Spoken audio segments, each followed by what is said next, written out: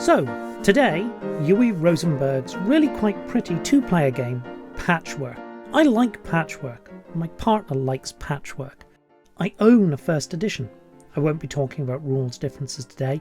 Yes, they exist. Any game that is moderately successful changes over time. No, they don't fundamentally alter the tactics. And today is only really going to cover very basic tactics and structure of the game. Gameplay in Patchwork is controlled through a common board, this board, which contains 53 spaces, including the final end enclosure in the centre.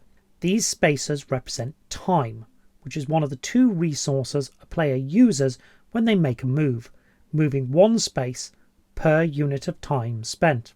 The simplest move available to a player is to take their piece and to move it one time space ahead of their opponent. At the beginning of the game, that would mean one space, but it might mean more on a later move. The player who is behind on the track, who has more time, always makes the next move. When you make a move like this, you gain one button, that's the other type of resource, for each space moved. Each player has their own quilt, in addition to the common board, which has exactly 81 spaces. At the end of the game, the player will receive 1 point for each button they have, and they start 5. They will lose 2 points for each uncovered space on their quilt. So there is a pretty simple exchange rate in the game. 1 time equals 1 button, and 2 buttons equals 1 quilt space. Remember, there are 53 time spaces, 81 quilt spaces, and you start with 5 buttons. So you begin, in effect, with minus 46 points. Your objective is to do better than that, and more importantly, better than your opponent. And you do this by buying patches and placing them on your quilt.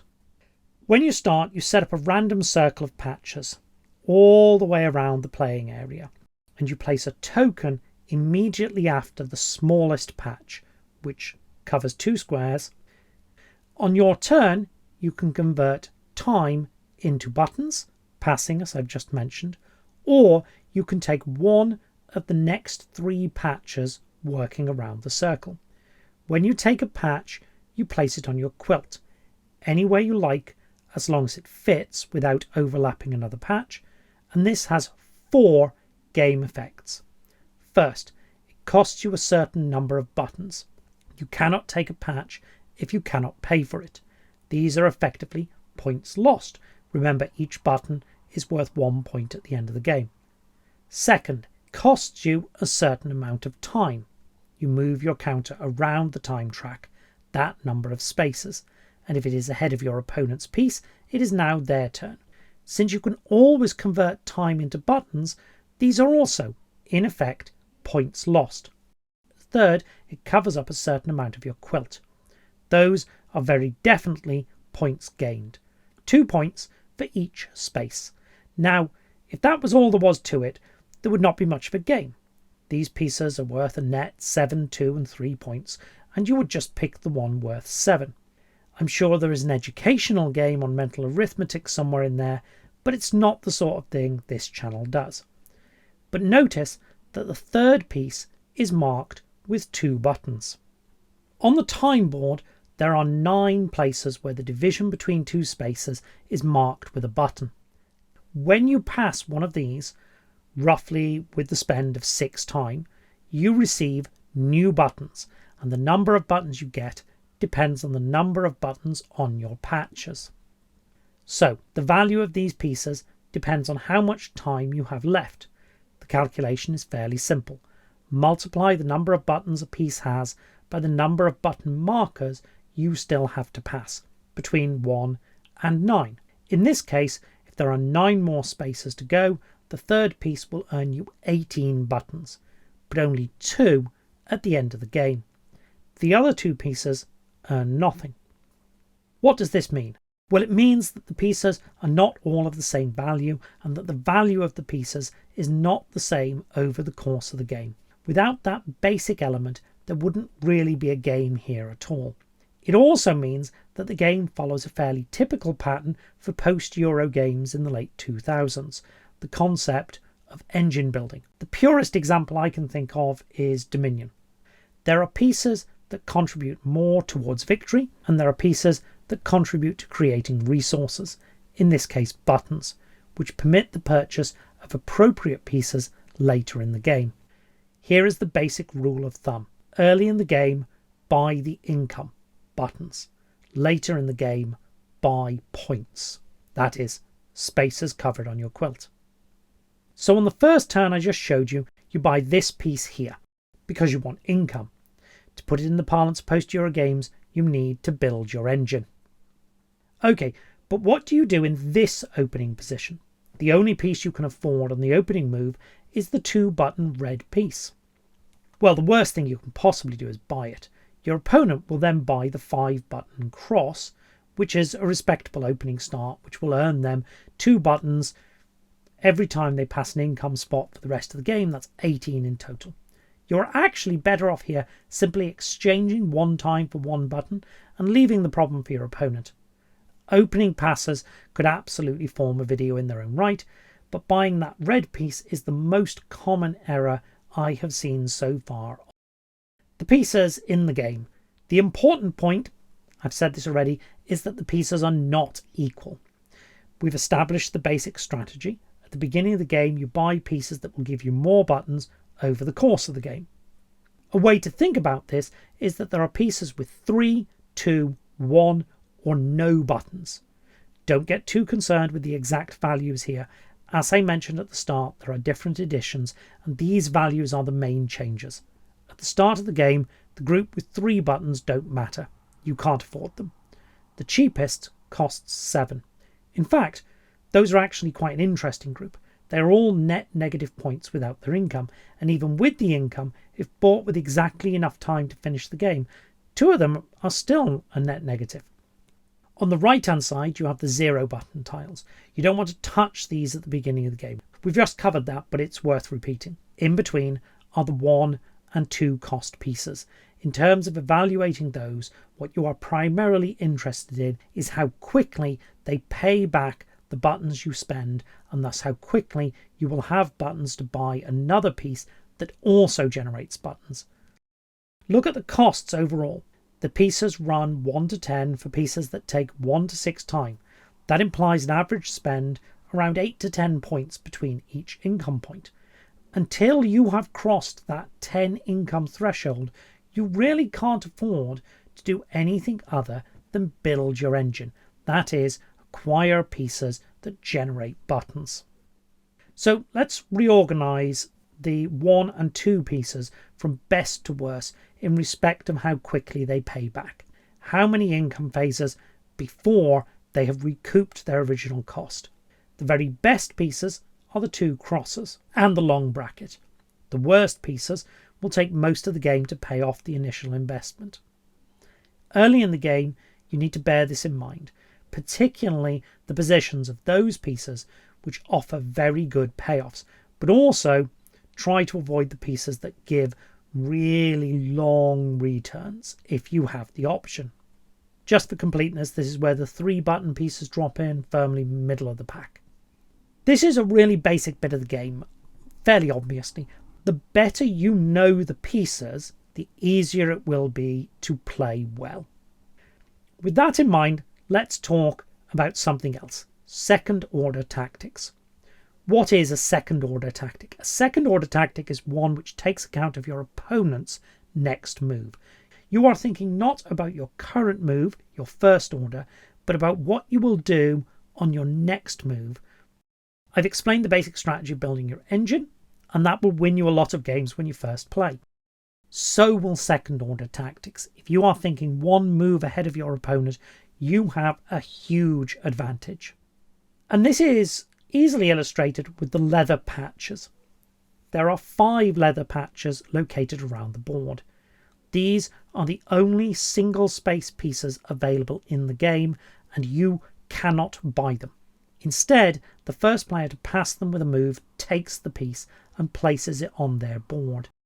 Where exactly they are located depends on the edition, but they generally don't arrive until you've already passed a bunch of income points. So this is very much a mid-game consideration. Anyway, the patches are important. Not only can they fill holes in your quilt, but each one is effectively 2 free points.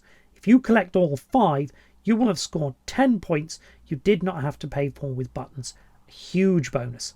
So it's worth thinking about how you get them. To help us with that question, let's look at the pieces and the question of time. The shortest time any piece takes to sew is 1. Those pieces are quite important. We'll touch on them before the end of the video. The longest time any piece takes is 6.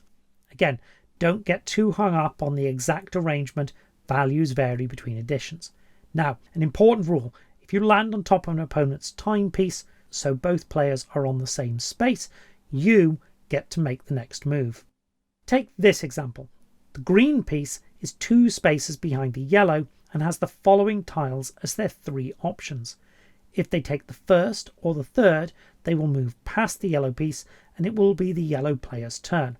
However, if they take the red piece, they will land on the yellow piece and then the green player gets to move again. Given what we know about time, it is never possible for your opponent to take a leather patch if you are 7 or more spaces away from it, because they can only advance 6 times with a single move, and if they pass you, it is your turn. So when you start out, you don't need to think too much about patches until you or your opponent are 7 or fewer spaces away. Obviously, that'll change as you get better at the game. The better you get, the earlier you will begin to think about where the next leather patch is and what moves you and your opponent are going to make leading up to it. But we need to start somewhere. Okay, now imagine that we're looking at the next 6 pieces. We need to be really careful with green's move. Green still only has 3 pieces available, but if they take the first or the third and give yellow the next turn, then yellow will be able to take a piece for 1 time and then a piece for 6 times to capture the leather patch.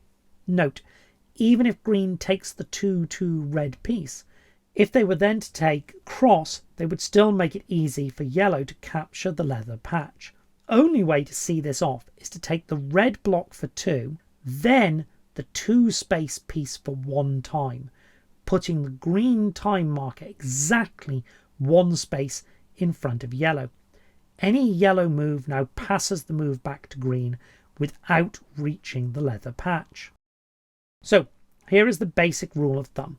Player can potentially take a leather patch if their opponent is 6 or fewer spaces away from it, which means, as a second order tactic, you need to look closely at the moves if either you or your opponent are already 6 or fewer spaces away.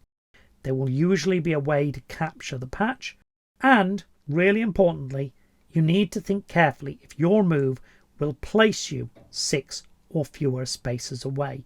Are you creating a situation where your opponent can grab that patch from you? This is pretty basic. There's a lot more to actually think about with the patches and whether or not sometimes capturing one involves moves that don't really justify the 2 points you're gaining. But at the beginning, when you're starting out, if you're taking more patches than your opponent, you will usually be winning. Each player has their own quilt to work on, onto which they must tessellate their pieces as best they can. In general, this doesn't matter too much in the early part of the game, but it does become an issue towards the end, because increasingly players may not have a space they can place a piece in. You're not allowed to buy a patch if you cannot place it. But also, as you close in on the end of the game, you begin to run out of time. Once you cross the final income button, your game is finished and your score is locked in. In this example, the next 3 patches are 5 or 6 time. So if green takes one of them, they will give yellow the next move, and importantly, open up later opportunities for yellow. Particularly important in this case is that the following pieces involve very short times, 1 or 2. The quilt arrangement does matter. I've marked the placement of the first 1 time piece. If yellow places this 6 size piece, they cannot fit either of the subsequent pieces. If they could have done so, yellow would have been able to net 19 points. As it is, they can only net 11, 1 from converting time to buttons. By comparison, the 3 pieces available to green score no better than 5 points. But green passes, they still score 5 points by converting time into buttons, and do not give yellow access to any of the useful low time pieces that are following. How much difference does this make? It's huge. It's a swing of at least 6 points in green's favour, enough to tip any close endgame. Patchwork is an interesting game. It is an example of a pure abstract, what some people call an abstract strategy or a combinatorial game. A game in which there is no random element, no hidden information, no simultaneous action, no dexterity. A game like chess, Go, or Hive. Like many pure abstracts, it is 2-player, but it is a little unusual. The engine-building dynamic which underpins its broad strategic elements comes out of post-Euro games. And it is pretty. This is something I always appreciate in pure abstract, because the aesthetic preferred by their dedicated audience is often horribly dull and utilitarian. If you want to get this kind of thing on the table with ordinary board gamers, it needs to be fun. A pure abstract I've generally had success with for exactly this reason is Hey, That's My Fish. Patchwork is well worth having a copy of. It's not as deep as something like Hive, but it's deep enough I've only really scratched the surface of it here. If you're interested in playing online, it's available on Board Game Arena, and if you have a mobile, through various app stores, where I understand it has actually quite a strong AI you can play against. At the moment, I'm playing a bit on BGA, and as a change of pace, my next few videos will probably be Patchwork focused.